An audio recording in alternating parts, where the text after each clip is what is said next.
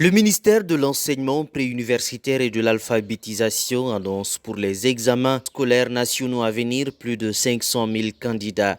Aujourd'hui, les préparatifs sont quasiment bouclés pour les différents programmes, prêts donc à 95%. C'est que nous avons réussi à avoir les statistiques à temps parce que on a opté pour la digitalisation et le service examen a mis une plateforme à disposition de l'ensemble des écoles en République de Guinée qui ont fait une inscription en ligne et à date, les statistiques, comme ils l'ont communiqué, sont déjà disponibles et tous les intrants au niveau des examens nationaux ont été commandés en fonction de ces statistiques-là, ce qui a contribué drastiquement à diminuer le nombre de candidats fictifs parce qu'avant, ça existait beaucoup et cela a vraiment augmenté le taux d'absentéisme lors des examens nationaux.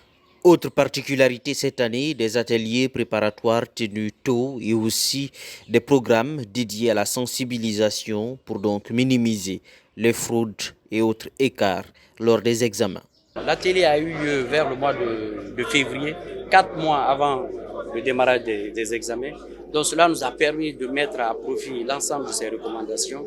Et aussi, il y a une particularité très importante aujourd'hui, c'est le niveau de sensibilisation que nous avons mis, le changement de comportement, de paradigme, de conduite, de vision, pour que les gens comprennent que la vision aujourd'hui de M. le ministre Jean-Paul Sédi, c'est pour que nous ayons un niveau d'excellence au niveau du système éducatif. Il est extrêmement important que nous allions un peu la rigueur, le sérieux dans le système éducatif pour que nos enfants de demain soient vraiment prêts pour développer notre pays.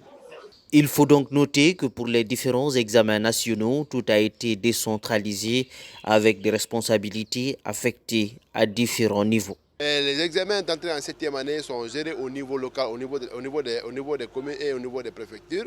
Les examens du BEPC sont gérés au niveau régional. Et c'est le baccalauréat qui est géré au niveau national. Donc c'est important que ces acteurs-là puissent s'impliquer et organiser les ateliers régionaux 4 mois avant la tenue des examens. C'est une très bonne chose parce que ça a permis vraiment de mettre en œuvre toutes les recommandations issues de ces ateliers régionaux.